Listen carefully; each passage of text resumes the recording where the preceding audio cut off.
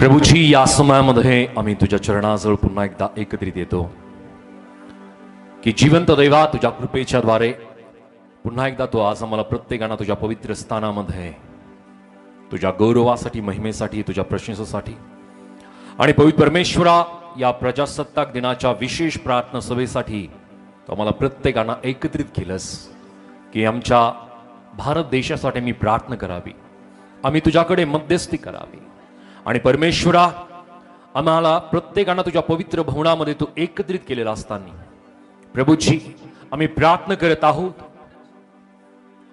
जे वचन आमच्यासाठी तू राखून ठेवलेलं आहेस प्रभूजी, ते वचन आज आम्हाला प्रत्येकाना तू देत असताना जिवंत देवा तुझं पवित्र वचन समजण्यासाठी तुझं स्वर्गीय ज्ञान, बुद्धी, चातुर्य, तुझी कृपा तू आम्हाला प्रत्येकाना प्रदान कर आणि जिवंत देवा सर्व प्रकारचं अडखळण, विघटन तू दूर कर, तुझ्या आत्म्याने, तुझ्या सामर्थ्याने आम्हाला प्रत्येकाना भरू आणि चालव राजा. सर्व आदर, सर्व महिमा, सर्व प्रशंसा प्रभूजी आम्ही केवळ तुला देत आहोत. प्रभू येशूच्या नावात ही प्रार्थना केली म्हणून तू ऐक. आमेन, आमेन, आमेन. जोरदार टाळ्या प्रभूच्या गौरवासाठी, जोरदार.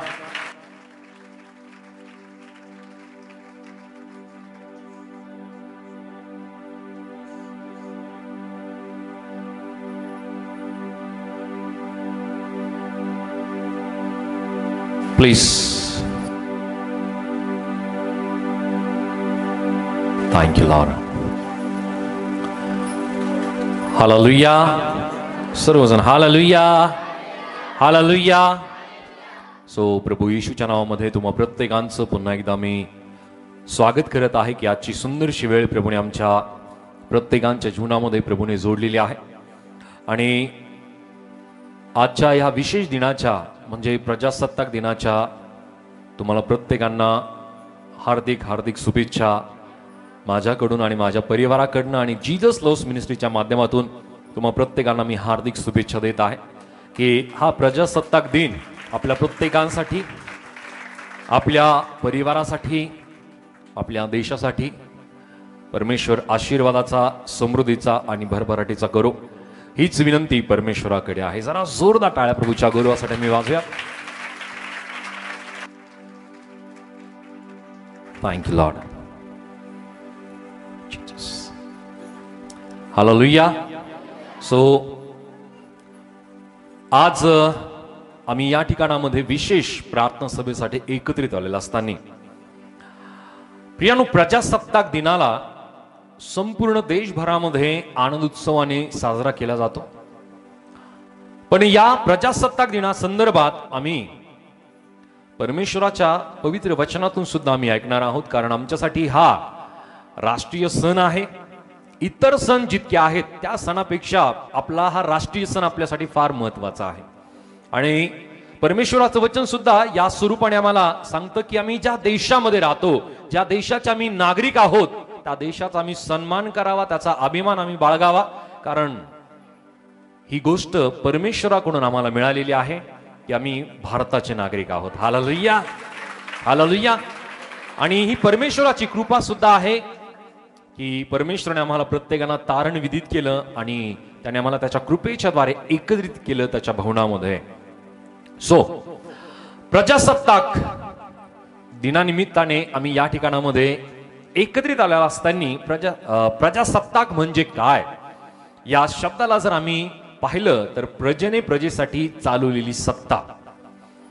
त्याच प्रकारे पियानो आम्ही पाहतो की भारत कोणत्या दिवशी स्वतंत्र झाला? ओके, 15 ऑगस्ट 1947 मध्ये. आणि प्रजासत्ताक दिन याचं वैशिष्ट्य काय आहे, विशेष काय आहे, प्लीज मला जरा सांगाल. ओके, या दिवशी म्हणजे प्रजासत्ताक दिन याचं वैशिष्ट्य आम्ही पाहतो की या दिवशी संविधान लागू करण्यात आलं किंवा त्याचं लागूकरण करण्याचा हा दिवस आहे. तो दिवस सांगता येईल?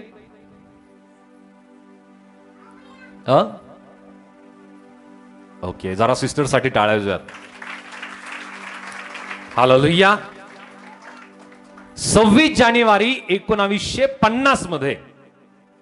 सो आम्हाला पाहायला मिळतं की या प्रजासत्ताक दिनाचा जो संपूर्ण जगभरामध्ये आणि विशेषतः भारतामध्ये हा दिवस आनंद उत्सवाने साजरा केला जात असताना प्रियांनो 26 जानेवारी 1950 रोजी भारतीय राज्यघटना अंमलामध्ये आली आणि त्या तारखेला किंवा या दिनांकाला चिन्हांकित किंवा साजरी करण्यासाठी प्रियांनो हा आम्ही प्रत्येक जण प्रजासत्ताक दिन प्रत्येक जण आम्ही साजरा करतो आणि यामुळे भारत सरकारचा कायदा जो 1935 ची जागा भारताचा जो गव्हर्नर दस्तावेज होता प्रियांनो त्याची बदल म्हणून प्रियांनो की अगोदर इंग्रजांचं जे कायदे होते किंवा त्यांची नियमावली होती प्रियांनो होती या एकंदरीत भारत स्वतंत्र झाल्यानंतर ज्या स्वरूपाने 26 जानेवारी 1950 पर्यंत जे ब्रिटिश कायदे होते प्रियांनो ते अंमलामध्ये होते आणि त्याचं पालन केलं जात होतं.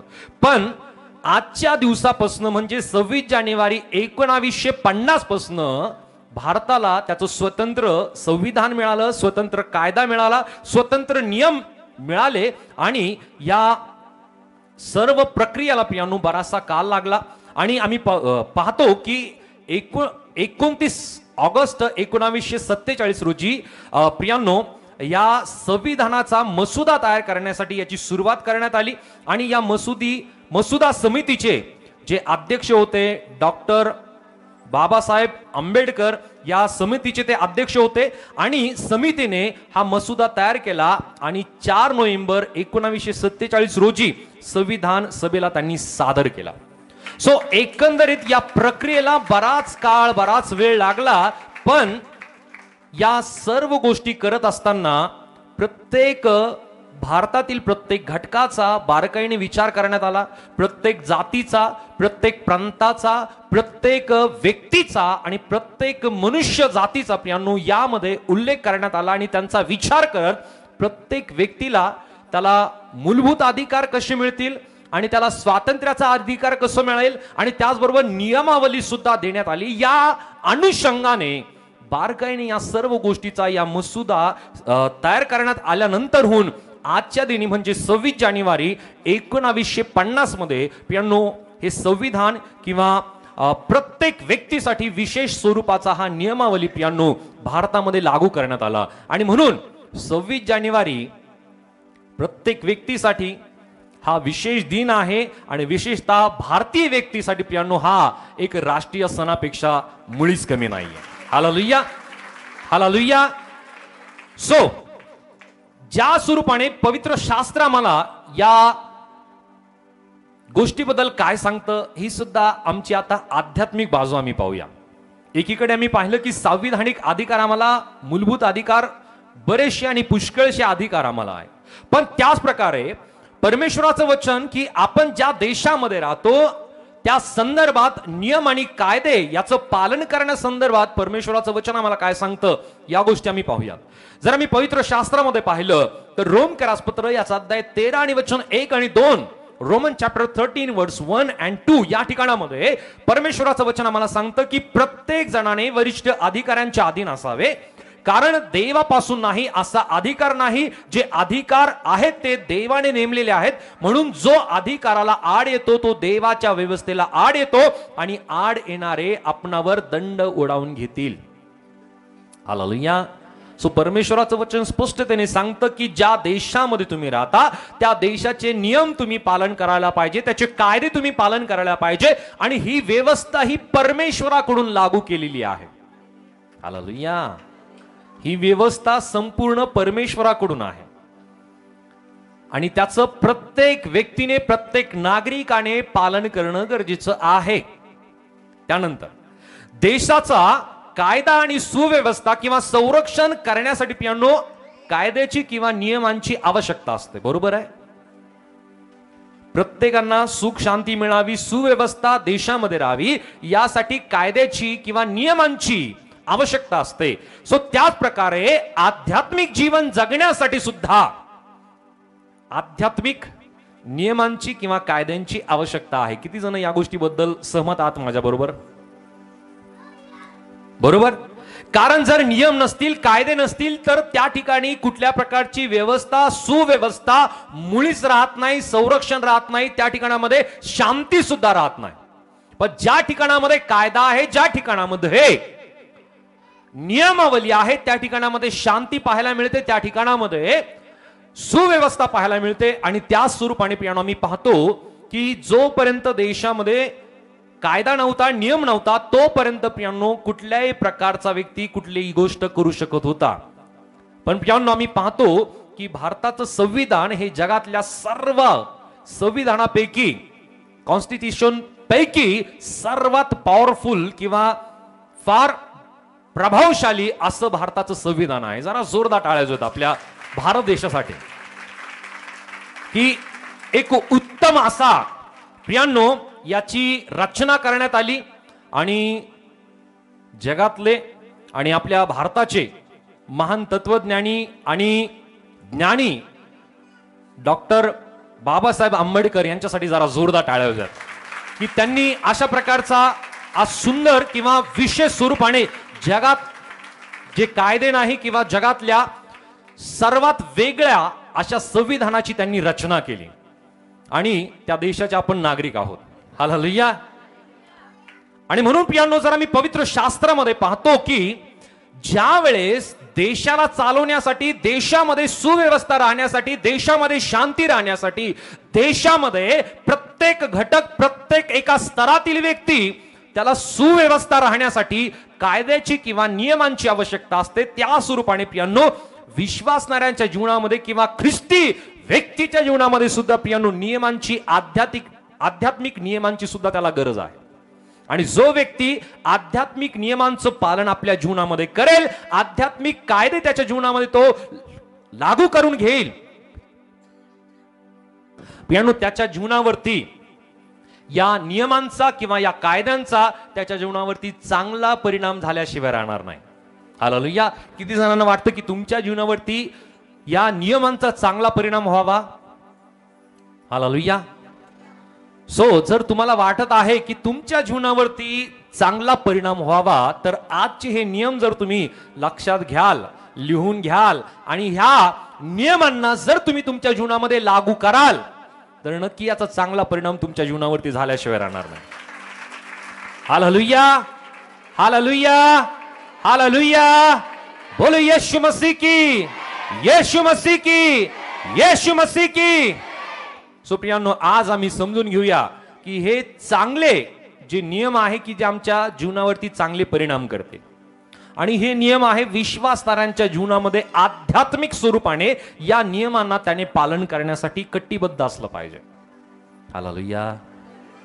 ओके, माझ्याकडे लक्ष द्या, कारण मी फार कष्ट घेऊन या ठिकाणी बोलतोय तुमच्यासाठी. कारण जे प्रिपरेशन मी केलं त्याला सुद्धा बराचसा वेळ लागला असेल, आणि ती तयारी करण्यासाठी वेळ, आणि त्याचबरोबर आपण प्रत्येक जण या ठिकाणी आपला वेळ काढून या ठिकाणी आलेला आहात. आणि म्हणून देवाच्या वचनाकडे आम्ही तत्परतेने लक्ष देणं फार गरजेचं आहे. कारण ज्या वेळेस आम्ही परमेश्वराच्या वचनाकडे आम्ही लक्ष देतो, देवाचं वचन आम्हाला सांगतं त्या व्यक्तीचं कल्याण होतं. हालेलुया.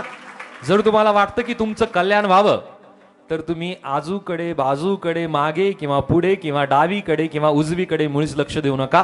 देवाच्या वचनाकडे लक्ष द्या. जरा जोरदार टाळ्या प्रभूच्या गौरवासाठी. आध्यात्मिक आमच्या जीवनामध्ये काही नियमांची आवश्यकता आहे की हे नियम जर आमच्या जीवनामध्ये असतील, तर प्रियानो आम्हाला त्याचा चांगला परिणाम आमच्या जीवनावरती झाल्याशिवाय राहणार नाही. आणि परमेश्वराची इच्छा सुद्धा हीच आहे की आमच्या जीवनावरती त्याने अनेक आशीर्वादाला त्याने आम्हाला द्यावं. परमेश्वर आशीर्वाद देण्यासाठी तत्पर आहे, तो तयार आहे. पण आशीर्वाद घेणाऱ्या लोकांनी सुद्धा देवाच्या ह्या आशीर्वादाला त्याचं गांभीर्य त्यांनी समजावं आणि त्या आशीर्वादाला त्यांनी आपल्या जीवनामध्ये प्राप्त करून घ्यावं. परमेश्वर कल्याण करण्यासाठी तत्पर आहे, तयार आहे. पण प्रियानो त्याच प्रकारे देवाच्या लोकांनी सुद्धा ती तत्परता दर्शवणं गरजेचं आहे की मी तयार आहे परमेश्वराचं कल्याण, परमेश्वराचे आशीर्वाद माझ्या जीवनामध्ये मी प्राप्त करून घेण्यासाठी. हालेलुया. आम्ही पाहूयात की पहिलं कारण किंवा पहिला नियम आमच्या जीवनामध्ये आम्ही लागू करून घेऊया.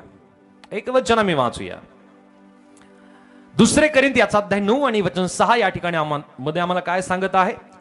2 Corinthians chapter 9 verse 6, दुसरे करिंथ याचा अध्याय 9 आणि वचन 6 या ठिकाणामध्ये परमेश्वराचं वचन आम्हाला सांगतं, हे ध्यानात घ्या की जो हात राखून पेरितो तो त्याच मानाने कापणी करेल, आणि तो सडळ हाताने पेरतो तो त्याच मानाने कापणी करेल.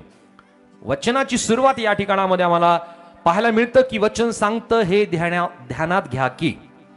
हालेलुया. ही गोष्ट कशी आहे?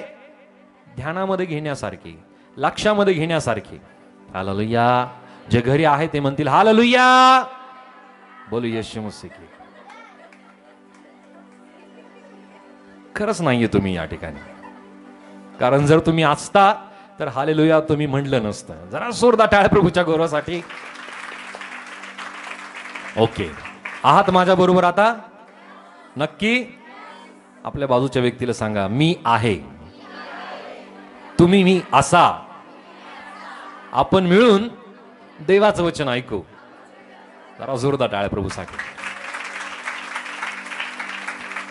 सो पहिला जो नियम आहे, या नियमाला आम्ही समजून घेण्या अगोदर परमेश्वराचं वचन आम्हाला सांगत आहे की जो हात राखून पेरतो तो त्याच मानाने कापणी करील, आणि तो सरळ हाताने पेरतो तो त्याच मानाने कापणी करील. तत्पूर्वी परमेश्वराचं वचन आणखी आम्हाला पाहायला मिळतं गलतीकारास पत्र अध्याय 6 आणि वचन 7 मध्ये. गलोसियन चॅप्टर 6 वर्स 7, फसू नका, देवाचा उपहास व्हायचा नाही, कारण माणूस जे काही पेरितो त्याचेच त्याला पीक मिळते. हालेलुया. आम्ही म्हणूया, प्रत्येक जण माझ्या मागे हे वचन म्हणा, कारण माणूस जे काही पेरतो त्याचेच त्याला पीक मिळेल. पीक मिळेल, पीक मिळेल. सो या ठिकाणी अनेक जण शेतीचा अनुभव असलेले किंवा शेतकरी सुद्धा अनेक जण या ठिकाणी असतीलही. ज्या धान्याची आम्ही पेरणी केली तेच धान्य मिळतं असंच आहे? असंच आहे. गहू पेरणी केली तर बाजरी मिळतं का? नाही. बाजरी पेरली तर ज्वारी मिळते का? नाही. सो ज्या धान्याची पेरणी केली त्याच धान्याला तो व्यक्ती प्राप्त करतो, आणि हा निसर्गाचा सुद्धा नियम आहे. आणि परमेश्वर सुद्धा या नियमाला जशास तसं घेऊन परमेश्वर सांगत आहे त्याच्या वचनानुसार की माणूस जे काही पेरितो त्याचेच त्याला पीक मिळेल. सो पहिला नियम आम्ही प्रत्येक जण आमच्या जीवनामध्ये फिट करून घेऊयात आजपासून. आमच्या आध्यात्मिक जीवनावरती, आमच्या वैयक्तिक जीवनावरती याचा चांगला परिणाम होण्यासाठी ते म्हणजे पेरणी आणि कापणीचा आध्यात्मिक नियम. हालेलुया. पेरणी आणि कापणीचा आध्यात्मिक नियम. सो आता असं समजू नका की काय पेरण्याबद्दल मी सांगत आहे, मुळीच आर्थिक बाबीबद्दल मी सांगत नाहीये. हालेलुया. पैशाच्या पेरणीबद्दल मी मुळीच सांगत नाहीये. हालेलुया. सो आम्ही पेरणी आणि कापणीच्या नियमाने सुरुवात करू. हे जगालाही कळते की जे कृत्य किंवा जे कर्म मनुष्य करतो प्रियानो, ते प्रत्येक मनुष्याच्या जीवनावरती खोलपर्यंत याचा परिणाम करणारा असतो. बरोबर? मनुष्य जे काही कृत्य करतो, मनुष्य जे काही कर्म करतो, कृत्य किंवा त्याला कर्म आम्ही म्हणतो, की जे कर्म मनुष्य करतो प्रियानो, त्याचा परिणाम त्याच्या जीवनावरती खोलपर्यंत झालेला असतो, होतोच. आणि म्हणून प्रियानो, जर आम्ही चांगली पेरणी करतो तर चांगलंच उत्पन्न आम्हाला मिळेल. आम्ही जर चांगल्याची पेरणी केली तर प्रियानो आम्हाला चांगलंच मिळेल. आम्ही जर शांतीची पेरणी केली तर आम्हाला शांतीच मिळेल. आम्ही आनंदाची पेरणी केली तर आम्हाला आनंद मिळेल. आम्ही उत्सवाची प्रियानो पेरणी केली तर आम्हाला उत्सव मिळेल. आम्ही प्रेरणा देण्याची पेरणी केली तर आम्हाला सुद्धा प्रेरणा देणारं कोणीतरी मिळेल. पण जर आम्ही द्वेष करणारी गोष्टीची पेरणी केली, राग करण्याची प्रियानो पेरणी केली, जर आम्ही मतभेद करण्याची पेरणी केली प्रियानो, आम्ही गर्व करण्याची पेरणी केली, तर प्रियानो त्याच गोष्टी आम्हाला मिळणार आहे. बोलू येशू मसीह की. हालेलुया. म्हणून परमेश्वराचं वचन आम्हाला स्पष्टतेने सांगतं, कारण माणूस जे काही पेरतो त्याचेच त्याला पीक मिळेल. जे काही पेरलं, चांगलं पेरलं चांगलंच मिळेल, राग पेरला तर रागच मिळेल. हालेलुया. हालेलुया. स्वामी जे काही पेरतो तेच आम्हाला मिळणार आहे. जर आम्ही चांगलं एकमेकांबरोबर, एकमेकांचे चांगले विचार आम्ही जर पेरतो तर पियानो मला सुद्धा चांगलंच ऐकायला मिळणार आहे. हालेलुया. पण एकमेकांबद्दलचं द्वेष जर आम्ही पेरणी करतो, एकमेकांबद्दलचा राग जर आम्ही पेरणी करतो, तर त्याचं उत्पन्न काय मिळेल? तसंच मिळणार. रिफंड तसंच आहे, परतावा तसाच मिळतो. आणि म्हणून परमेश्वराच्या वचनातून हा पहिला नियम आम्ही आमच्या जीवनामध्ये पालन करूया, ही गोष्ट आम्ही धारण करूया, समजून घेऊया की आमच्या जीवनावरती चांगला परिणाम होण्यासाठी आम्ही चांगल्या गोष्टीची पेरणी करू. Hallelujah, hallelujah. काय करायचंय आम्हाला? थोडं जोरात बोला. चांगल्या गोष्टीची पेरणी. आता चांगलं काय आहे? काय वाटतं आपल्याला काय चांगलं आहे? ओके, एकमेकांचा चांगला विचार करावा, आणखी मदत करावे. ओके, आणखी सगळ्यात चांगली गोष्ट जी आहे ती हीच आहे. हालेलुया. जगामध्ये कुठली गोष्ट चांगली नाहीये. फक्त आणि फक्त परमेश्वराचं वचन हे चांगलं आहे, प्युअर आहे, शुद्ध आहे. आणि यापेक्षा गोड मधुर कुठलीच गोष्ट जगामध्ये नाहीये. म्हणून देवाच्या वचनाची पेरणी करा. तुमच्या पर्यंत सुद्धा परमेश्वराचं वचनच येईल. हालेलुया. तुम्ही शांतीची पेरणी करा, परमेश्वराची शांती तुमच्यापर्यंत येईल. तुम्ही प्रेमाची पेरणी करा, परमेश्वराचं प्रेम तुमच्यापर्यंत येईल. एकत्रितपणाचं प्रेम, विश्वासाचं प्रेम, प्रियांनो, या गोष्टीची पेरणी तुम्ही करा, नक्की याच गोष्टी तुमच्यापर्यंत येईल. हालेलुया. जरा जोरदार टाळ्या. सो हा पहिला नियम आज आम्ही समजून घेऊया, किंवा या गोष्टी आम्ही आमच्या जीवनामध्ये करणार आहोत, की पेरणी आणि कापणीचा आध्यात्मिक नियम. चांगलं पेरणी आणि चांगलं उत्पन्न, किंवा चांगली आम्हाला प्रत्येकांना चांगली त्या गोष्टीची परतावा, या गोष्टी परमेश्वराच्या वचनातून आम्ही समजून घेत आहोत. पहिला नियम चांगली पेरणी आणि चांगली कापणी. त्यानंतर दुसरा नियम जो आमच्या जीवनामध्ये फार महत्वाचा आहे. एक वचन आम्ही वाचूया. लूक 6 आणि वचन 38. लुका चॅप्टर 6 वर्स 38. लुका चॅप्टर 6 वर्स 38. लूक 6:38 मध्ये प्लीज. त्या म्हणजे तुम्हास दिले जाईल, चांगले माप दाबून, हलवून व शीख भरून तुमच्या पदरी घालतील, कारण ज्या मापाने तुम्ही मापून द्याल त्याच मापाने तुम्हाला परत मापून देण्यात येईल. ओके, या ठिकाणामध्ये, या वचनामध्ये आम्हाला पाहायला मिळतं की प्रभू येशू ख्रिस्ताने जी गोष्ट नमूद केलेली आहे की द्या म्हणजे दिले जाईल. सर्वजण म्हणूया, द्या म्हणजे दिले जाईल. द्या म्हणजे दिले जाईल. सो दुसरा नियम आमच्या जीवनामध्ये आम्ही पालन करणार आहोत, धारण करणार आहोत, तो आजपासून, तो म्हणजे एकमेकांचा सन्मान करण्याबद्दल. हा आमच्यासाठी आध्यात्मिक नियम आहे. आम्ही पाहतो की सन्मान ही पवित्र शास्त्रामधून विणलेला हा दुवा आहे. आणि जितके परमेश्वराच्या दयेला जो व्यक्ती स्वीकारतो, परमेश्वराच्या दयेला ओळखतो, तो प्रत्येक व्यक्ती एकमेकांचा सन्मान नक्कीच करतो. हालेलुया. कारण जो व्यक्ती सन्मान करत नाही, परमेश्वर त्याला दंड त्याच्यावरती केल्याशिवाय राहत नाही. हालेलुया. सो ही गोष्ट तर्क करण्यासारखी आहे की जर आपल्या जीवनामध्ये सर्व गोष्टी जर ठीक होत नसतील, किती जणांच्या जीवनात बऱ्याचशा गोष्टींची अडचण येते, राहून राहून अडचण आपल्या जीवनामध्ये येते, काहीतरी अडचण आणि गोंधळ गडबड होऊन जाते. मी विचारणार नाही की हात वरती करा, ही गोष्ट नाही विचारणार, कारण तुम्ही फार पुढचा विचार करणारे लोक आहात आणि समजून घेता की तुम्हाला आता काय ऐकायचंय. हालेलुया. आपल्या जीवनामध्ये गडबड होते, गोंधळ होते, अडचणी येतात, किंवा सगळ्या गोष्टी अनेक वेळेस असं होतं की एक गोष्ट व्यवस्थित झाली नाही तर लगेच दुसरी गोष्ट अडचणीची निर्माण होते. हालेलुया.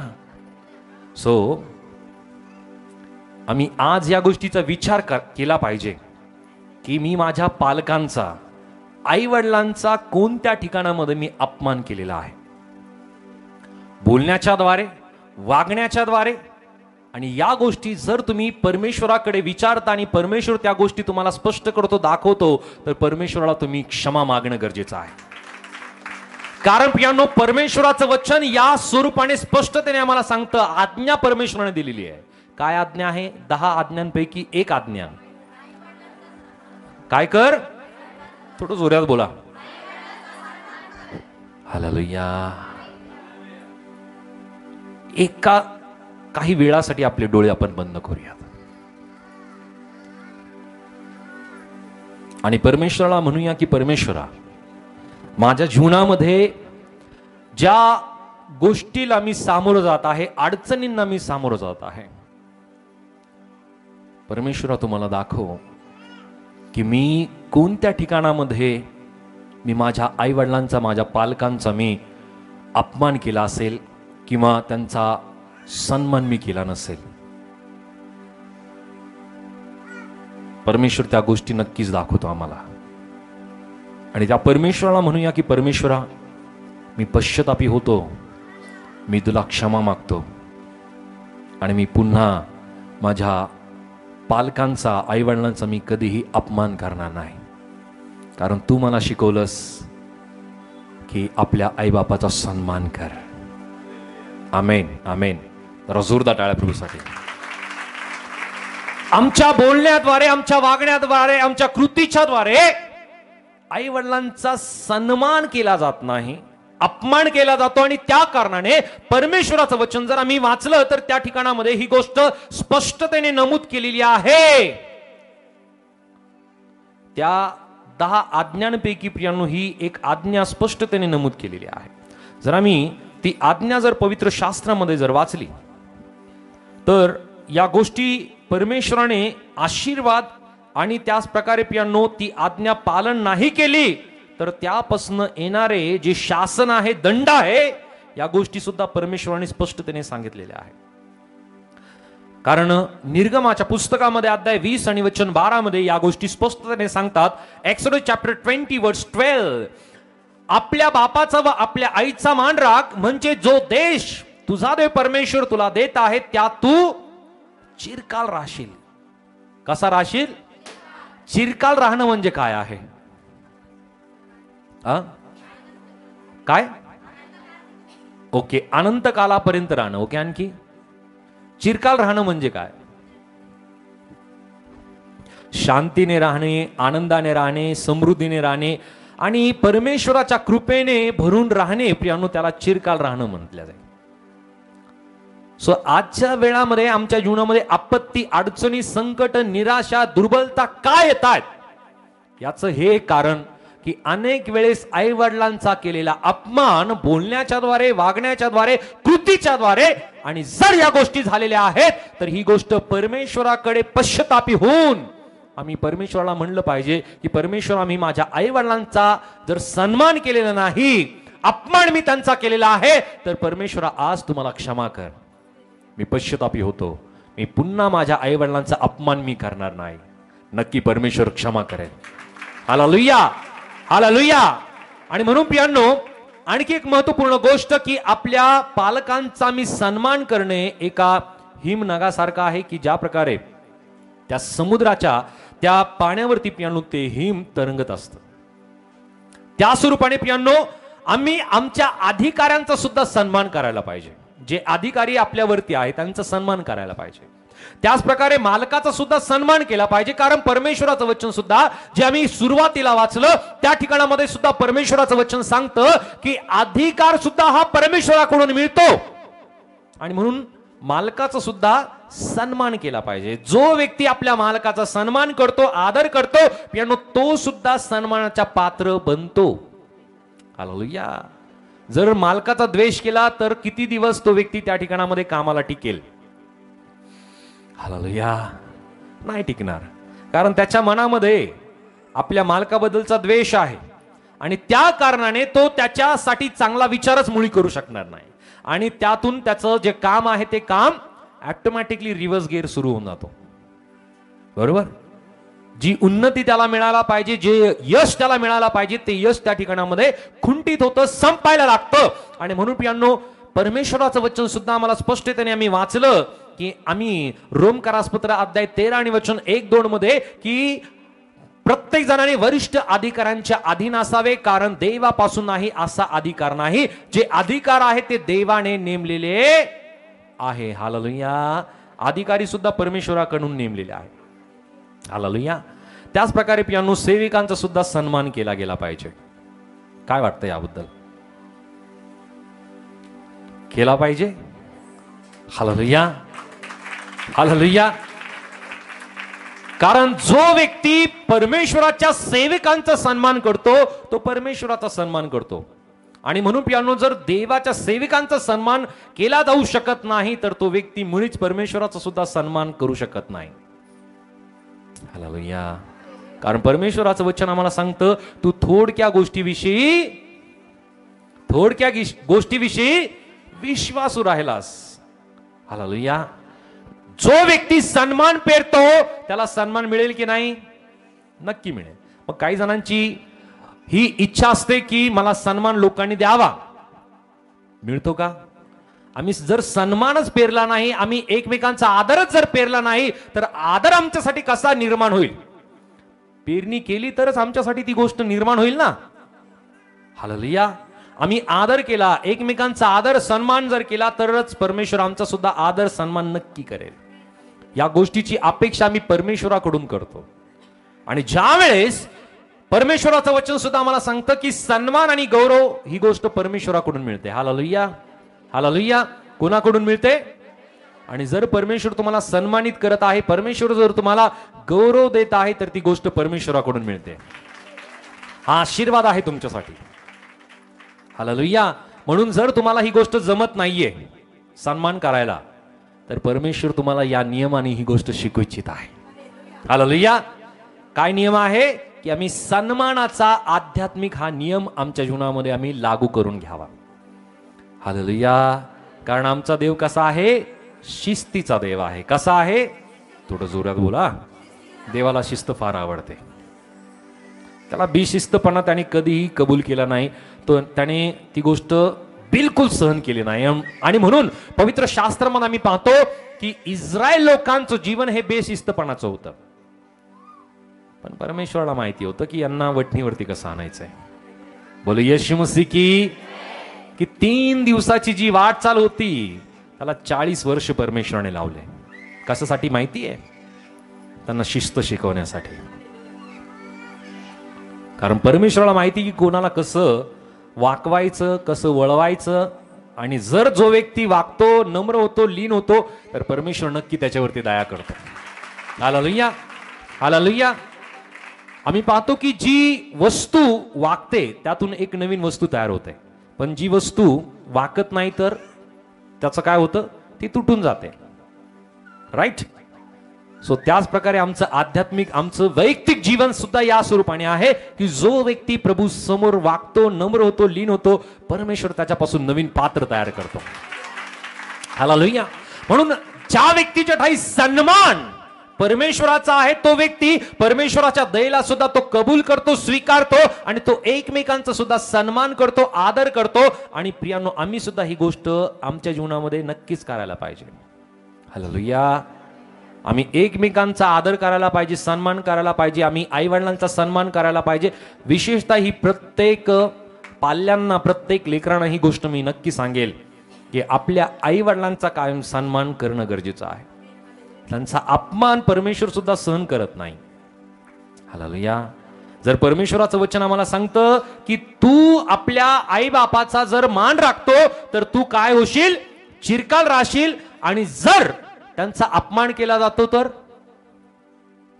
ऑटोमॅटिकली जे त्यातून शाप आहे किंवा त्याच्यानुसार मिळणाऱ्या ज्या गोष्टी आहेत ते नक्कीच मिळणार आहे.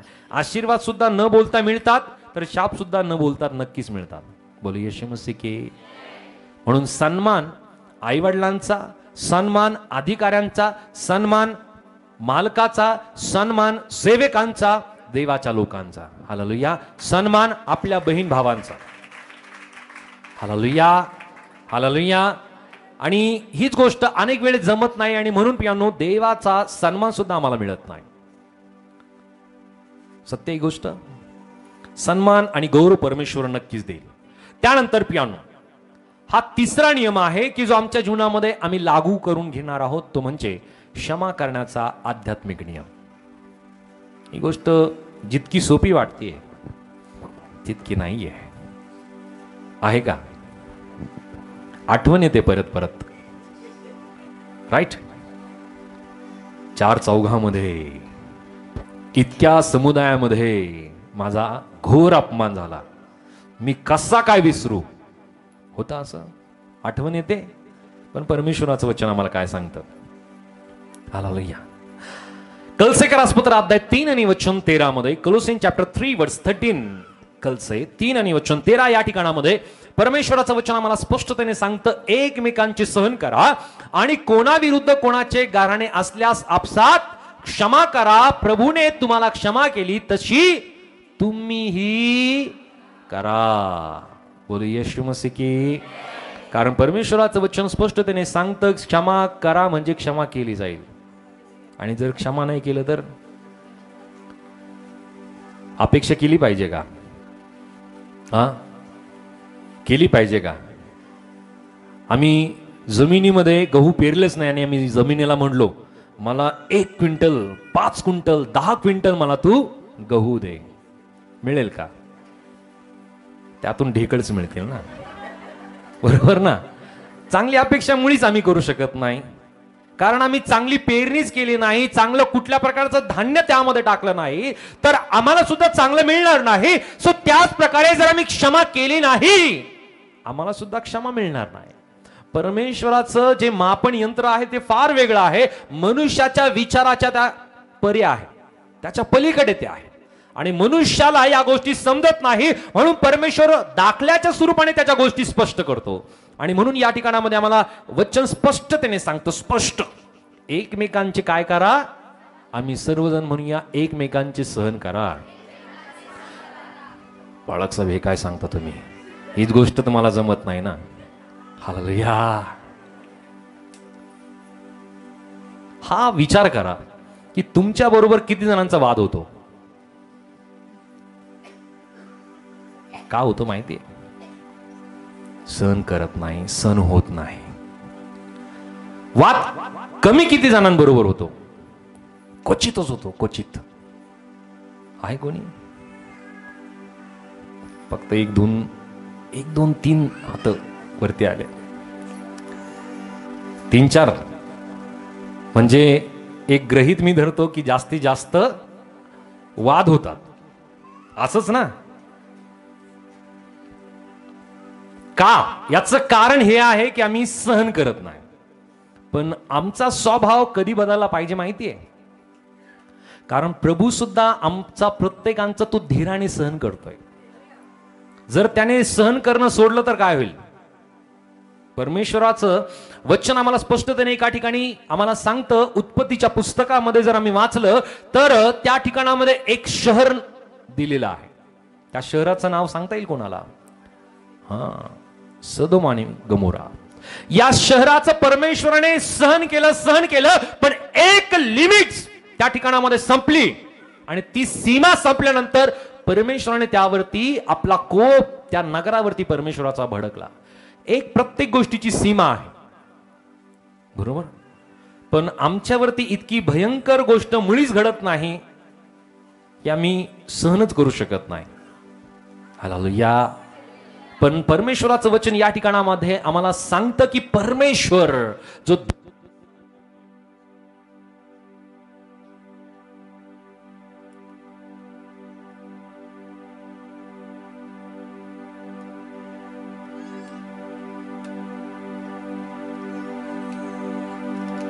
चेक.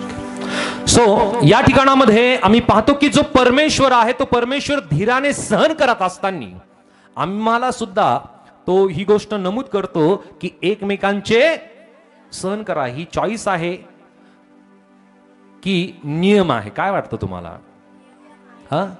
ऑप्शनल आहे की नियम आहे. म्हणजे जर तरच आहे की कंपल्सरी आहे. का. कोणासाठी आहे हे वचन. कोणासाठी बरं सांगा. हालेलुया. हे विश्वासणाऱ्यांसाठी परमेश्वराने दिलेले वचन आहे. आणि जर परमेश्वर त्याच्या वचनातून या गोष्टी स्पष्ट करतो, शिकवतो, सांगतो, तर त्यामध्ये फक्त आशीर्वादाचेच, समृद्धीचेच, कानाला चांगले वाटणारेच वचन आम्ही ऐकावेत, वाचावेत, जे आम्हाला अगदी प्रसन्न करणारे वचन आहेत. परमेश्वर माझ्या बरोबर आहे, परमेश्वर शांती देतो, परमेश्वर आशीर्वाद देतो, परमेश्वर बरकत देतो, परमेश्वर यश देतो. फक्त निवडलेलेच वचन आम्हाला घ्यायचेत का. हालेलुया. प्रत्येक वचन जशास तसं स्वीकारणं गरजेचं आहे. यामध्ये कुठल्या प्रकारचं ऑप्शन नाही. आणि परमेश्वराचं वचन स्पष्टतेने सांगतं की तुमच्यामध्ये एकमेकांचं तुम्ही सहन करा. ही आज्ञाच्या स्वरूपामध्ये सुद्धा ही गोष्ट आहे. आणि ख्रिस्ती व्यक्तीने ही गोष्ट तत्परतेने पालन करणं गरजेचे आहे. विश्वासणाऱ्याने ही गोष्ट पालन करणं गरजेचं आहे. कारण जो व्यक्ती सहन करतो तो व्यक्ती त्या ठिकाणामध्ये ती गोष्ट विसरून जातो. विसरायला जमतंय का? विसरायला जमतंय का? हालेलुया. राग विसरता यायला पाहिजे. द्वेष विसरता यायला पाहिजे. ते फक्त विसरायचं नाहीये, ते फक्त परमेश्वराचं वचन. विसरायचं नाहीये केवळ प्रभूचं प्रेम. विसरायचं नाहीये केवळ प्रभूची दया. विसरायचं नाहीये प्रभू येशू ख्रिस्ताचा वधस्तंभ. बाकी सगळं विसरायचंय. बोले येशू मसीह की. आम्हाला सहन करायचंय. काय करायचंय? ओके. त्यानंतर आणि कोणाविरुद्ध कोणाचे गाराणे असल्यास आपसात काय करा?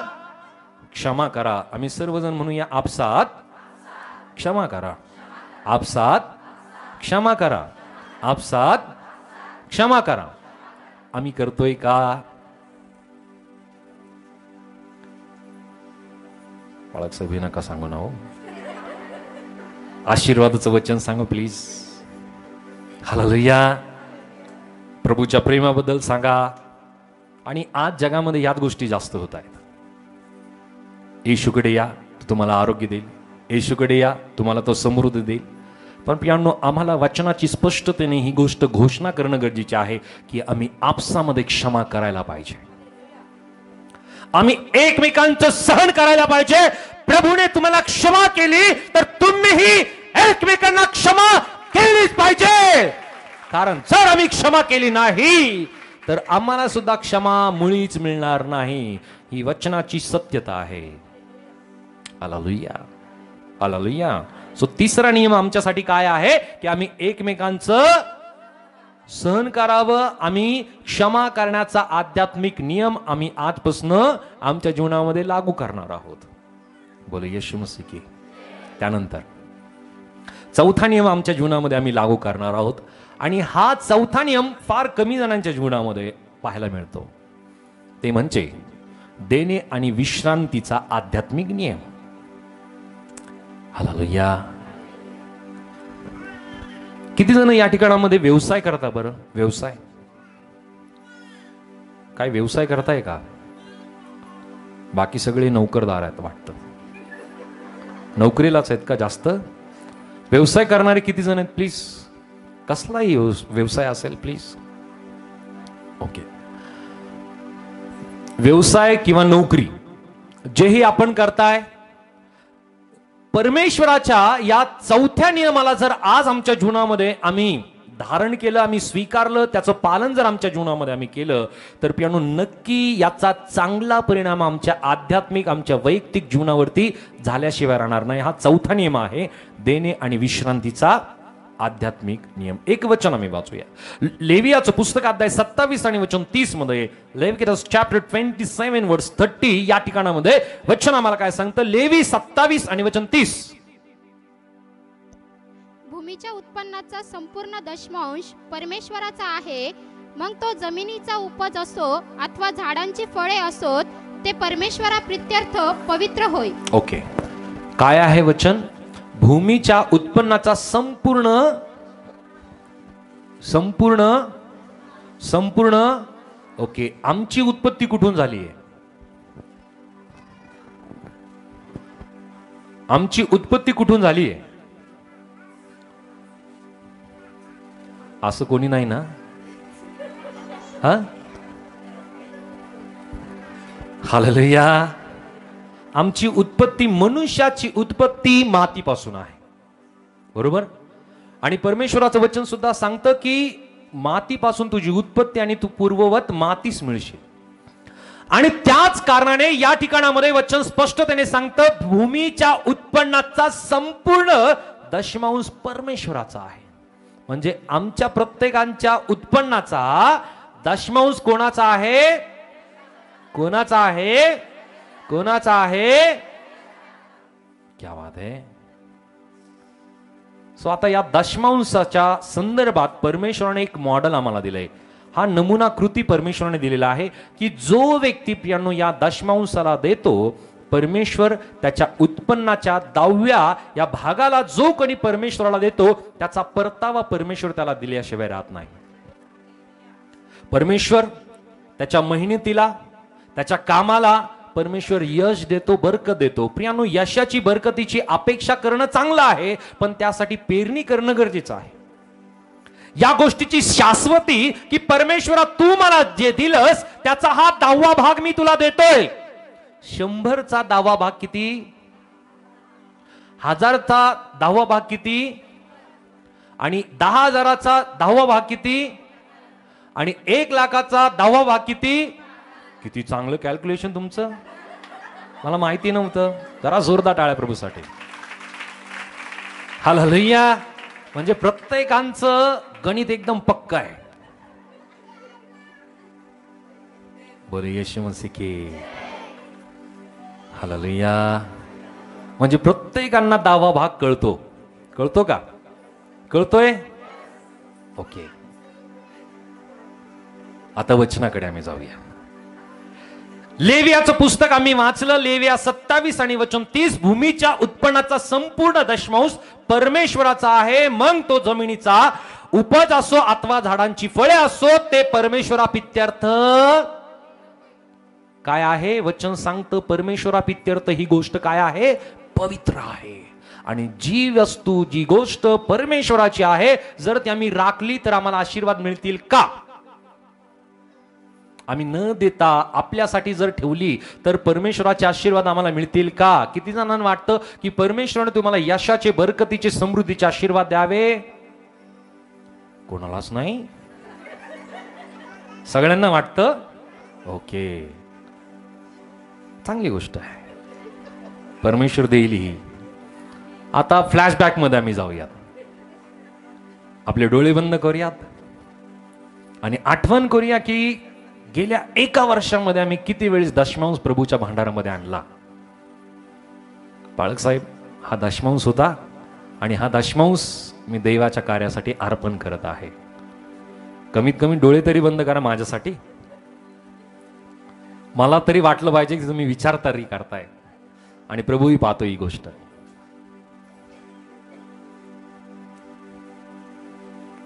विचार करूयात की आम्ही किती वेळेस, आपण आता जानेवारी 2024 या नववर्षामध्ये आम्ही आलेलो आहोत. 2023च्या या वर्षामध्ये आम्ही किती वेळेस दशमांश प्रभूच्या भांडारामध्ये आणलं.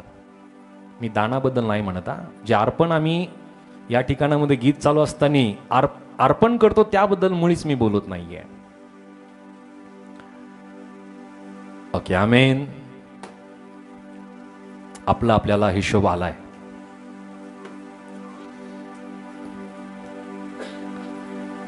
सो एका ठिकाणी परमेश्वराचं वचन आम्हाला काय सांगतं आम्ही पाहूयात. आणि हे वचन आमच्यासाठी या स्वरूपाने आहे की आम्ही हा नियम पालन करतो की नाही, या स्वरूपाने. याची स्पष्टता परमेश्वर नक्की देत असतो. आणि वचन आम्हाला सांगतं मलाखी याचा अध्याय 3 आणि वचन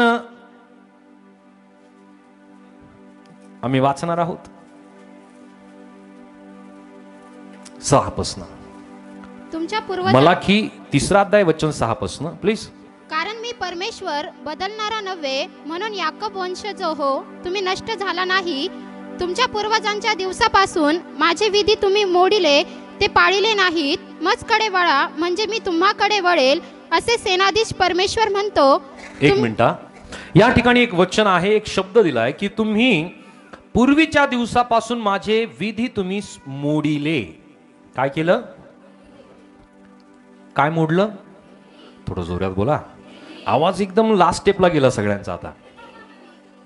हालेलुया. बोले येशू मसीह की, येशू मसीह की, येशू मसीह की. वचन सांगतं की तुम्ही तुमच्या पूर्वजांच्या दिवसापासून माझे विधी तुम्ही मोडिले, ते पाळिले नाही. मजकडे वळा, म्हणजे मी तुम्हाकडे, असे सेनाधीश परमेश्वर म्हणतो. पुढे वाचा. तुम्ही म्हणता आम्ही कोणत्या बाबतीत वळावे, मनुष्य देवाला ठकविल काय, तुम्ही तर मला ठकविले आहे. असे असून तुम्ही म्हणता आम्ही कोणत्या बाबतीत तुला ठकविले आहे, दशमांश व अर्पणे या संबंधाने. तुम्ही शापाने शापग्रस्त आहात, कारण तुम्ही अवघ्या राष्ट्राने मला फसविले आहे. सेनाधीश परमेश्वर म्हणतो माझ्या मंदिरात. ओके, वचन स्पष्टपणे या गोष्टी आम्हाला नमूद करत आहे की मनुष्य कसा ठकवितो माहिती आहे परमेश्वरला. मी एक उदाहरण गेल्या दिवसामध्ये सांगितलं होतं एका शेतकऱ्यासंदर्भात. आठवतही असेल आपल्याला, कदाचित आठवतंय. ते उदाहरण या स्वरूपाने होतं की एक शेतकरी आपल्या शेतामध्ये पेरणी करण्या अगोदर तो परमेश्वराकडे प्रार्थना करतो की परमेश्वरा, या वर्षी मी ज्वारीची पेरणी करत आहे आणि या पेरणीला मी करत असताना माझ्या या शेतीला तू काय कर, या माझ्या उत्पन्नाला तू चांगलं उत्पन्न येऊ दे, किंवा हे जे मी पेरणी करत आहे ज्वारी, याला तू चांगल्या प्रकारची भरभराट तू दे आणि उत्पन्न चांगले येऊ दे. आणि त्या वर्षी त्याने पेरणी केल्यानंतर काही महिने जातात आणि त्या ज्वारीच्या ताटाला चांगल्या प्रकारचं उत्पन्न येतं भरभरून. आणि त्या वेळामध्ये त्याने केलेली प्रार्थना त्याला आठवते की परमेश्वरा, याचा 10वा भाग, याचा एक हिस्सा मी तुला देईल. आणि तो हिस्सा काय असतो, तो म्हणतो की परमेश्वरा, आता मी वरचं घेतो आणि सर्व खालचं मी तुला देऊन टाकतो. हालेलुया. त्यानंतरून ठीक आहे, परमेश्वर सहन करणारा देव आहे, त्याला सहन करणारा सुद्धा म्हणलेला आहे. हालेलुया. त्यानंतर दुसऱ्या वर्षी तो एका धान्याची किंवा एका बीजाची पेरणी करण्या अगोदर परमेश्वराकडे येतो आणि परमेश्वराला म्हणतो की परमेश्वरा, आता मी जी पेरणी करत आहे, जे उत्पन्न मी माझ्या शेतीमध्ये घेणार आहे, या उत्पन्नाला किंवा या बीजाला तू आशीर्वादित कर. आणि त्या वर्षी त्याला त्या शेतामध्ये इतकं त्याच्या उत्पन्नाला यश येते, बरकत येते. त्या वर्षी त्याने पेरणी केलेली असते भुईमुगाची. आणि आता तो म्हणतो परमेश्वरा, मी मागच्या वेळेस मी वरचं घेतलं होतं आणि खालचं तुला दिलं होतं, आता यावेळेस परमेश्वरा वरचं मी तुला देतो आणि खालचं मी घेतो.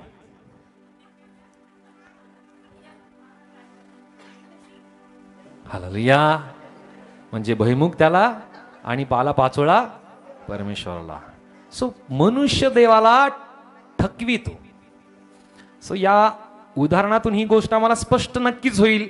आणि आजच्या वेळामध्ये सुद्धा आम्ही शेतकऱ्या समान पियानो, कदाचित जर आम्ही परमेश्वराला ठकवत असू, ज्या स्वरूपाने परमेश्वराचं वचन आम्हाला सांगतं की भूमीच्या उत्पन्नाचा संपूर्ण दशमांश कोणाचा आहे, कोणाचा आहे. सो आम्ही डोळे बंद केले होते आणि आम्हाला त्या सगळ्या गोष्टी लक्षात आल्या की मी खरंच माझ्या उत्पन्नाचा किती भाग मी परमेश्वराला दिला आहे. काही जण म्हणते पाळक साहेब आठवत नाही हो. हालेलुया. दशमांश तो परमेश्वराचा आहे. एक गोष्ट मी तुम्हाला सांगतो, जर तुम्ही दशमांश द्यायला लागलात तर परमेश्वराचं वचन या ठिकाणी आम्हाला स्पष्टपणे सांगतं की सेनाधीश परमेश्वर म्हणतो माझ्या मंदिरात अन्न असावे. अन्न फक्त खाण्याबद्दल नाही सांगितलं, आत्मिक अन्नाबद्दल ही गोष्ट नमूद आहे. शारीरिक देवाच्या दयेने प्रियानो आपल्या प्रार्थना भवनामध्ये दर महिन्याला या ठिकाणामध्ये प्रीती भोजनाचं आयोजन सुद्धा आपण करतो. ही परमेश्वराची कृपा आहे. आत्मिक अन्नाबद्दल परमेश्वराचं वचन सांगतं की माझ्या मंदिरात अन्न असावे, म्हणून सगळा दशमांश तुम्ही भांडारात आणा, म्हणजे मी आकाश कपाटे उघडून जागा पुरणार नाही एवढा आशीर्वाद तुम्हा करिता वर्षवितो की नाही, या विषयी माझी प्रतिती पहा. प्रतिती करण्याची जवळपास प्रत्येकाची इच्छा असते आणि म्हणून परमेश्वर प्रत्येकांना प्रतिती देण्यासाठी, म्हणजे अनुभव देण्यासाठी, परमेश्वर त्याचे आशीर्वाद देण्यासाठी तो तत्परही आहे. पण त्यासाठी परमेश्वराचं वचन आम्हाला सांगतं की जो भाग परमेश्वराचा आहे तो भाग आम्ही परमेश्वराला काय करायला पाहिजे. थोडं जोरात बोला. स्वामी म्हणूया, मी माझ्या कमाईचा 10वा भाग परमेश्वराला नित्य देईल, नित्य अर्पण करेल. आता ही शपथ ही हा करार तुम्ही परमेश्वराबरोबर केला, माझ्या बरोबर नाहीये. हालेलुया. नाही तर परमेश्वर म्हणे अभि गाठ माझ्या बरोबर आहे. हालेलुया. आणि म्हणून परमेश्वराने आम्हाला यश द्यावं, बरकत द्यावे, आशीर्वाद द्यावे. तर नक्की जे परिवार देतात त्यांना विचारा तुम्ही की परमेश्वर त्यांनी किती आशीर्वाद परमेश्वराने त्यांना केलाय. आणि काही परिवार आहेत की ते नक्की देत आहेत, याचा आशीर्वादाचा अनुभव, याची प्रचिती रोज रोज त्यांच्या जीवनामध्ये परमेश्वर त्यांना देतोय. त्यांच्या घरामध्ये कोणी आजारी पडत नाही, त्यांच्या घरामध्ये कटकटी होत नाही, त्यांना उसनं कोणाकडनं घेण्याची वेळ पडत नाही. हालेलुया. अचानक पाहुणे जरी आले तयारीनिशी येतात. हा अनुभव परमेश्वर त्यांना देतोय. बरोबर सिस्टर? हालेलुया. जरा जोरदार टाळ प्रभूसाठी. आणि म्हणून परमेश्वराने आम्हाला हा आशीर्वाद आमच्या जीवनामध्ये द्यावा. तर प्रियांनो, आम्ही हा चौथा नियम, देणे आणि विश्रांतीचा आध्यात्मिक नियम आमच्या जीवनामध्ये आम्ही पालन करूया. त्यानंतर 5वा नियम आहे. हा 5वा नियम फार महत्वाचा आहे. एकंदरीत आम्ही 7 नियम आम्ही पाहणार आहोत. किती? 7. सो आता 4 झालेत, आता 5वा आहे. 5वा काय माहिती का? वचन आम्ही वाचूया. मत्ती 7 आणि वचन 1 मध्ये, मॅथ्यू चॅप्टर 7 वर्स 1 हे वचन आम्हाला काय सांगतं? मत्ती 7 आणि वचन 1 मध्ये, तुमचे दोष काढण्यात येऊ नये म्हणून तुम्ही कोणाचे दोष काढू नका. किती जणांना वाटतं की स्वतःचे तुमचे दोष इतरांनी काढावेत? कोणालाच नाही. बाळासाहेब, भयंकर प्रश्न विचारला तुम्ही. हालेलुया. कोणालाच वाटत नाही की माझे दोष. आणि इव्हन काही जणांना असंही वाटतं की मी दोषीच नाही कशामध्ये. I am correct, I am perfect. एक वाक्य मी वाचलं होतं एका रिक्षावरती, I am perfect, you adjust. आणि मला कळालं की त्याची शाळा कोणती असेल. बरोबर सिस्टर? हालेलुया. म्हणजे प्रत्येक व्यक्तीला वाटतो की त्याची जी स्थिती आहे, तो व्यक्ती ज्या ठिकाणावरती आहे त्याला वाटतं की मी योग्य आहे, मी बरोबर आहे, मी चुकतच नाहीये. आणि म्हणून परमेश्वराचं वचन सुद्धा आम्हाला स्पष्टतेने सांगतं की मनुष्याला त्याचे सर्व मार्ग सरळ दिसतात. जरी तो वाकडा चालतोय, वळतोय, तरी त्याला काय वाटतं? मी सरळ चालतो. आणि परमेश्वराचं वचन या ठिकाणामध्ये आम्हाला सांगतं की तुम्ही कोणाचे दोष काढू नका. जर तुम्ही कोणाचे दोष काढले नाही तर तुमचे सुद्धा दोष काढले जाणार नाही. सो एक महत्वपूर्ण हा नियम प्रत्येक व्यक्तींसाठी, विश्वासणाऱ्यांसाठी आहे. आम्ही ख्रिस्ताचा स्वभाव आम्ही धारण केलेले, ख्रिस्तावरती विश्वास करणारे आम्ही प्रिय त्याचे लेकर आहोत. बरोबर आहे? आम्ही ख्रिस्ताचे, त्या पित्याचे आम्ही प्रत्येक जण त्याचे प्रिय लेकर. या नात्याने त्याची इच्छा आहे की हे नियम आम्ही आमच्या जीवनामध्ये पालन करावे. हा 5वा नियम आहे की न्याय न करण्याचा आध्यात्मिक नियम. हालेलुया. न्याय न करण्याचा आध्यात्मिक नियम. न्याय हा नियम आहे. आणि गर्विष्ठपणाच्या मुळापासून याचा उगम होत असतो. हालेलुया. ज्या बाबत परमेश्वर म्हणतो की तो न्याय करण्याच्या या संदर्भात परमेश्वर या गोष्टीचा द्वेष करतो, किंवा न्याय जो व्यक्ती करतो किंवा दोष जो व्यक्ती लावतो त्या व्यक्तीचा परमेश्वर तिरस्कारही करतो. परमेश्वराला ती गोष्ट मुळीच आवडत नाही. न्याय करण्याचं काम कोणाचं आहे? हालेलुया. जर परमेश्वराचं काम न्याय करण्याचं आहे, जर न्याय करणं, दोष लावणं परमेश्वराच्या हाती आहे, तर आम्ही ती गोष्ट का करावी? म्हणजे परमेश्वराचं काम आम्ही करतोय. राईट. आणि परमेश्वराचं काम आम्ही केलं तर परमेश्वर आमच्यावरती प्रेम करेल का? मग नाही करणार. आम्ही दोष लावू नये, आम्ही कोणाचा न्याय करू नये. आणि म्हणून परमेश्वराची इच्छा सुद्धा हीच आहे की आम्ही सुद्धा कोणाचा दोष काढता कामा नये. कारण जर आम्ही दोष काढला तर परमेश्वराचं वचन त्या अध्यायामध्ये आम्हाला स्पष्टतेने पुढे सांगतं. वचन वाचा त्या ठिकाणामध्ये, मत्ती 7 अध्यायामध्ये, की तू आपल्या डोळ्यातले काय काढ? वाचा जरा प्लीज. तू आपल्या डोळ्यातले मुसळ ध्यानात न आणता आपल्या भावाच्या डोळ्यातले कुसळ का पाहतोस? मुसळ लहान आहे की कुसळ लहान आहे? मुसळची साईज किती असते जरा मला सांगा.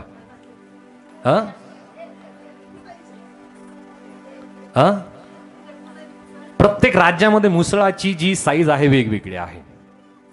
बरोबर? मुसळ कुसळीपेक्षा मोठंच आहे. आणि म्हणून परमेश्वराचं वचन स्पष्टतेने आम्हाला सांगतं की अगोदर आमच्या चुका, आमचे दोष आम्ही समजून घ्यावेत. जो व्यक्ती स्वतःचे दोष समजून घेतो तो वादाला टाळतो. तो भांडणाला टाळतो. हालेलुया.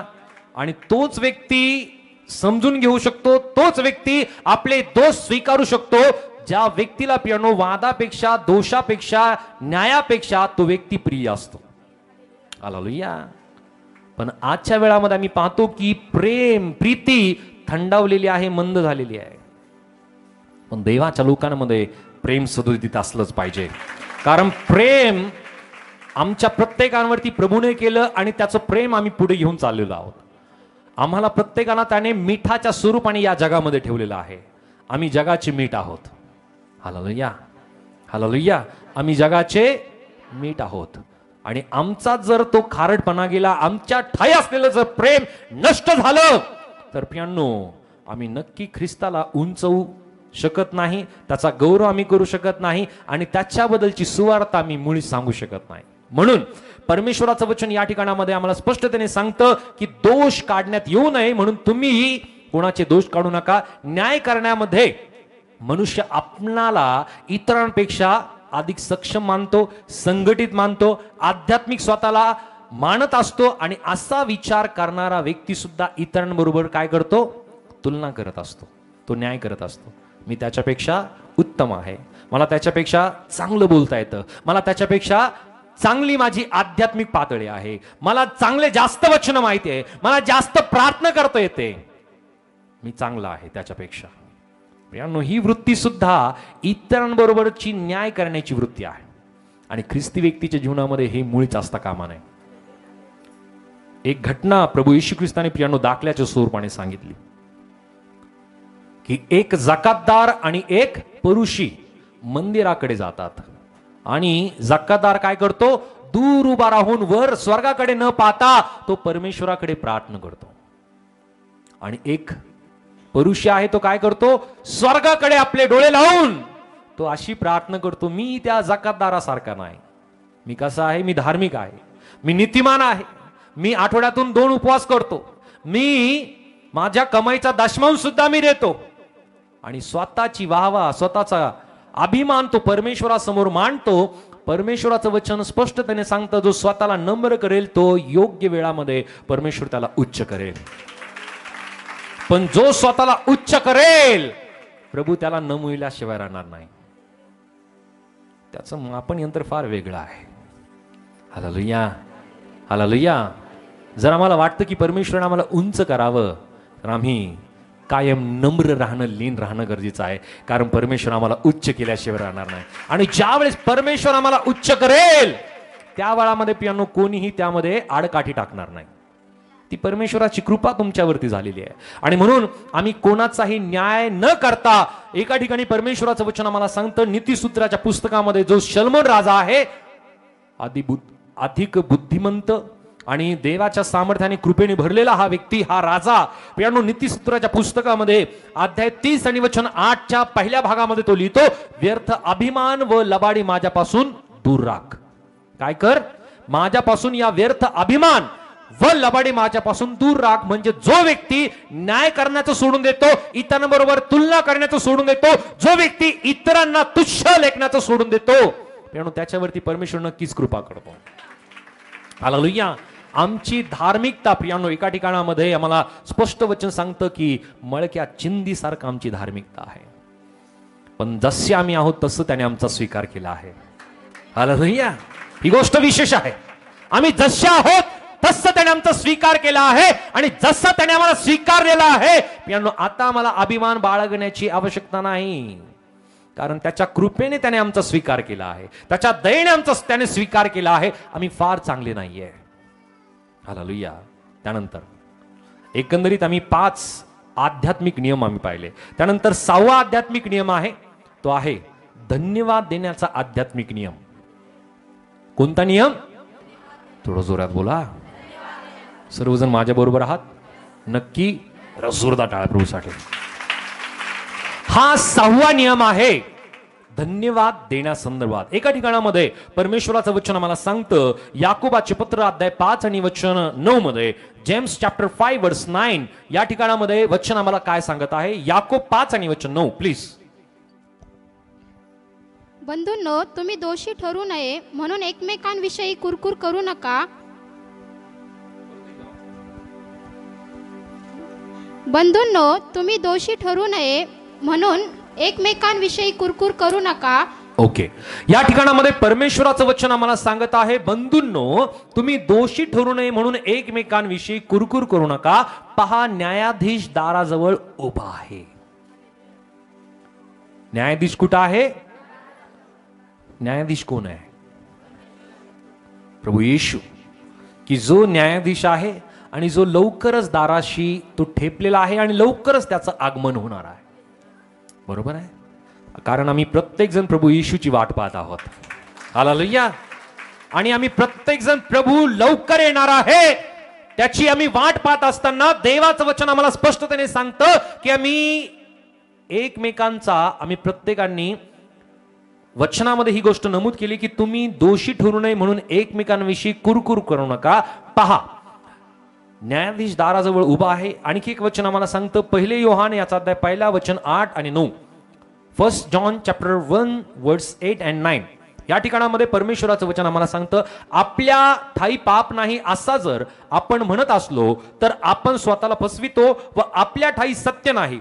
जर आपण आपली पापे पदरी घेतली तर तो विश्वसनीय व न्यायी आहे म्हणून आपल्या पापांची क्षमा करेल व आपल्याला सर्व अनितीपासून शुद्ध करेल. प्रियांनो, किती जणांना धन्यवाद देण्याची किंवा धन्यवाद म्हणण्याची सवय आहे? मी परमेश्वराबद्दलच नाही बोलत, आम्ही फक्त परमेश्वरालाच धन्यवाद देतो. आम्ही आमच्या बंधूंना, बहिणीला, विश्वासणाऱ्यांना आम्ही कधी धन्यवाद म्हणलाय का? हालेलुया. सो प्रियांनो, ज्या वेळेस आम्ही धन्यवाद म्हणतो, ज्या वेळेस एकमेकांना प्रियांनो आम्ही आदर भावाने एकमेकांना प्रियांनो धन्यवाद देतो, प्रियांनो यातून असलेले जे मतभेद असतील, गैरसमज असतील, या सुद्धा गोष्टी प्रियांनो दूर नक्कीच होतात, नक्की होतात. या गोष्टीचा तुम्ही अनुभव घेऊन पहा. एखाद्या व्यक्तीने तुमच्यासाठी कष्ट केले असतील, एखाद्या व्यक्तीने जर तुमच्यासाठी काही मेहनत करून एखादी गोष्ट जर केली असेल, त्या व्यक्तीला जर तुम्ही धन्यवाद म्हणता, थँक्यू, नक्की त्या व्यक्तीला फार आनंद वाटतो. बरोबर आहे, बरोबर आंटी? पण प्रियांनो, आम्ही जर धन्यवाद न म्हणता त्या ठिकाणून प्रियांनो फक्त आम्ही ती गोष्ट घेतो, स्वीकारतो आणि कुठल्या प्रकारचं रिॲक्शन आम्ही देत नाही, त्यावेळामध्ये त्या व्यक्तीला नक्कीच त्रास वाटत असेल. मी तर इतके कष्ट केले. Hallelujah, hallelujah.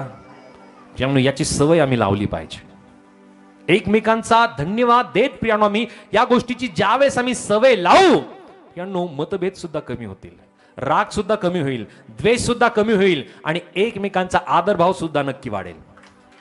जरा वाजूया जोरदार. हालेलुया. ही गोष्ट आम्ही करायला पाहिजे. थोडंसं आम्हाला ऑड वाटत असेल ही गोष्ट, भारतीय किंवा महाराष्ट्राची संस्कृती फार कमतरतेने आहे, पण जे उच्च शिक्षित असतात प्रियांनो त्या परिवारामध्ये या गोष्टी केल्या जातात आणि ज्या परिवारामध्ये या गोष्टी आहेत प्रियांनो नक्की त्या ठिकाणामध्ये एकमेकांचा आदर, सन्मान, प्रेम या गोष्टी नक्कीच पाहायला मिळतात. या गोष्टी आमच्याकडे असल्या पाहिजे, आपल्या परिवारामध्ये असल्या पाहिजे, आपल्या नातेसंबंधामध्ये या गोष्टी असल्या पाहिजे. हालेलुया. पण विनाकारण सुद्धा धन्यवाद म्हणू नका. Hallelujah, hallelujah. त्यातून नवीन वाद चालू व्हायचा. सो धन्यवाद देणे आणि कृतज्ञ असणं ही एक वृत्ती आहे आणि ही एक आध्यात्मिक वृत्ती आहे, आध्यात्मिक स्वभाव असला पाहिजे की जो व्यक्ती परमेश्वराबद्दल प्रियांनो कृतज्ञ असतो की परमेश्वरा मला तू आरोग्य दिलं, मला जी गोष्टीची गरज होती ती गोष्ट माझ्या जीवनामध्ये तू केली. आम्ही कृतज्ञ परमेश्वराबरोबर आहोत का? त्याच्याबद्दल आम्ही कृतज्ञ राहतो का? परमेश्वराबद्दल प्रियांनो आम्ही त्याला धन्यवाद देतो का? धन्यवाद देण्यासाठी किती त्या कुष्ठरोग्यापैकी परत आले होते? किती? बरोबर. सो आजच्या वेळामध्ये आम्ही सुद्धा प्रत्येक जण त्या एकापैकी असलो पाहिजे. परमेश्वराला धन्यवाद देण्यासंदर्भात असेल, आपल्या प्रियजनांच्या, आपल्या कुटुंबातल्या व्यक्तींबद्दल असेल, विश्वासणाऱ्या भाऊ बहिणींबद्दल असेल, त्यांच्याबद्दल सुद्धा आम्ही कृतज्ञ असलं पाहिजे. हालेलुया. सो या ठिकाणामध्ये जे व्हॉलंटियर्स प्रियांनो त्यांची मेहनत करताय, ते कधी कधी जागेवरती चहा आणून देतात. कधी आम्ही त्यांना थँक्यू म्हणलंय का?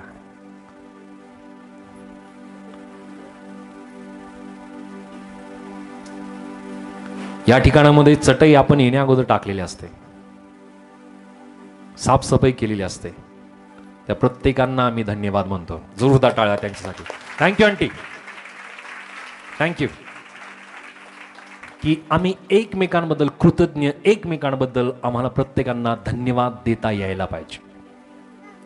ज्या वेळेस हा आदरभाव आमच्या जीवनामध्ये असेल, त्या कारणाने जी शांती आपल्या अंतकरणामध्ये, त्या व्यक्तीच्या अंतकरणामध्ये मिळेल, त्याचे आशीर्वाद, त्याची कृपा आमच्या जीवनामध्ये अधिकतेने ती वाढायला लागेल. हालेलुया. जरा जोरदार टाळ्या प्रभूसाठी. हालेलुया. म्हणून प्रियानो, आम्ही कृतज्ञ असलं पाहिजे, आम्ही धन्यवाद द्यायला पाहिजे. आणि हा 6वा नियम आम्ही आमच्या जीवनामध्ये लागू करणार आहोत, कारण आजच्या या दिनी आम्ही या ठिकाणी एकत्रित आलेले असताना परमेश्वराची इच्छा हीच आहे की आम्ही प्रत्येकाने ही गोष्ट आमच्या जीवनामध्ये करायलाच पाहिजे. Hallelujah, hallelujah. सो परमेश्वराचं वचन या ठिकाणामध्ये आम्ही पाहिलं असताना परमेश्वराची इच्छा आम्हा प्रत्येकांसाठी या गोष्टी त्याने आम्हाला शिकवलेल्या आहेत की आम्ही प्रत्येकांनी ज्या स्वरूपाने आम्ही वाचलं, आम्ही समजलं की आम्ही आमच्या जीवनामध्ये या देशामध्ये राहत असताना ज्या स्वरूपाने प्रियांनो कायद्याची किंवा नियमांची आवश्यकता आहे देश चालवण्यासाठी, त्या स्वरूपाने आध्यात्मिक जीवनामध्ये आम्हाला या नियमांची, कायद्यांची आवश्यकता आहे. की आम्ही पाहिलं की आम्ही पेरणी आणि कापणीचा नियम हा आध्यात्मिक नियम, त्यानंतर सन्मान करण्याचा आध्यात्मिक नियम, त्याच प्रकारे प्रियांनो क्षमा करण्याचा आध्यात्मिक नियम, देणे आणि विश्रांतीचा आध्यात्मिक नियम, न्याय न करण्याचा आध्यात्मिक नियम आणि धन्यवाद देण्याचा आध्यात्मिक नियम. या गोष्टी ज्या ज्या वेळेस आम्ही करू प्रियांनो, प्रभूच्या शांतीला, त्याच्या आनंदाला, त्याच्या कृपेला, त्याच्या अनुग्रहाला रोज तुम्ही तुमच्या जीवनामध्ये अनुभवाल. प्रभू तुम्हाला आशीर्वादित कर. God bless you. Hallelujah. So पुन्हा एकदा या प्रजासत्ताक दिनाच्या निमित्ताने प्रभूने आम्हाला जे वचन त्याने देऊ केलेले आहे, या वचनाच्या द्वारे प्रभू आम्हाला प्रत्येकांना तो अधिकतेने आशीर्वादित करो आणि आमचा भारत देश परमेश्वर समृद्ध करो. परमेश्वर आपल्या देशामध्ये त्याची कृपा, त्याची दया, त्याची शांती, त्याचं आरोग्य आणि त्याचं मार्गदर्शन परमेश्वर सतत देव, हीच विनंती आम्ही परमेश्वराकडे करू. देवबाप करो, आम्हाला प्रत्येकांना तो आशीर्वादित करो. आमेन, आमेन, हालेलुया. सो आम्ही आमच्या देशासाठी आम्ही विशेष या वेळामध्ये प्रार्थना करणार आहोत. आम्ही आमची नेत्र बंद करूया. आपल्या देशासाठी विशेषतः आम्ही या समयामध्ये प्रार्थना करणार आहोत. धन्यवाद येशूजी. हालेलुया. धन्यवाद राजा. प्रभूजी, या समयामध्ये आम्ही प्रत्येक जण तुझ्या चरणाजवळ आलेलो असताना जिवंत देवा आम्ही प्रार्थना करत आहोत आमच्या भारत देशासाठी. बापा, हा देश तुझा आहे आणि या देशातला प्रत्येक व्यक्ती प्रभूजी तुझा आहे. पित्या, आमच्या देशासाठी मी प्रार्थना करतो. आमच्या देशाला तुझ्या शांतीच्या, आनंदाच्या, आरोग्याच्या, समृद्धीच्या, भरभराटीच्या परमेश्वरा अनेक वरदानाने आमचा देश तू भरो. आणि बाप्पा, आमच्या देशाच्या द्वारे तू चालला जाऊ दे. परमेश्वरा, या देशातला प्रत्येक व्यक्ती तारला जाऊ दे. प्रत्येक व्यक्तीपर्यंत तुझी ज्या सुवार्तेची घोषणा होण्यासाठी बाप्पा तू सहायताने मदत कर. प्रभूजी, आम्ही प्रार्थना करत आहोत बापा, विशेषतः तुझ्या कृपेच्या द्वारे प्रत्येक बापा देशातली प्रत्येक यंत्रणा आम्ही तुझ्या हातामध्ये समर्पित करत आहोत. बापा, नवनवीन शोध आमच्या देशामध्ये लागू दे. परमेश्वर, आमच्या देशाची भरभराट तू कर. विशेष आम्ही प्रार्थना करत आहोत आमच्या देशाचे राष्ट्रपती, आमच्या देशाचे पंतप्रधान, आमच्या देशातल्या प्रत्येक राज्यासाठी, राज्याच्या प्रत्येक मुख्यमंत्री आणि प्रत्येक यंत्रणेच्या प्रत्येक अधिकाऱ्यांसाठी बापा प्रत्येकांना तू योग्य निर्णय क्षमता तू दे. प्रत्येकांना पवित्र परमेश्वरा उत्तम आरोग्य तू प्रदान कर. आणि बापा, कुठल्या प्रकारचा चुकीचा निर्णय त्यांनी न करावा या प्रकारची सद्बुद्धी प्रत्येकांना तू प्रदान कर. जिवंत देवा, ही नियुक्ती तुझ्याकडनं आहे. पित्या, आम्ही त्यांच्या आरोग्यासाठी, त्यांच्या परिवारासाठी पवित्र परमेश्वरा तुझ्या कृपेने त्या प्रत्येकांसाठी आम्ही तुझ्याकडे विनंती करतो. प्रत्येकांचं जीवन तो आशीर्वादित कर. आमचा देश तो आशीर्वादित केलास बापा, तुला धन्यवाद देतो. सर्व पवित्र परमेश्वरा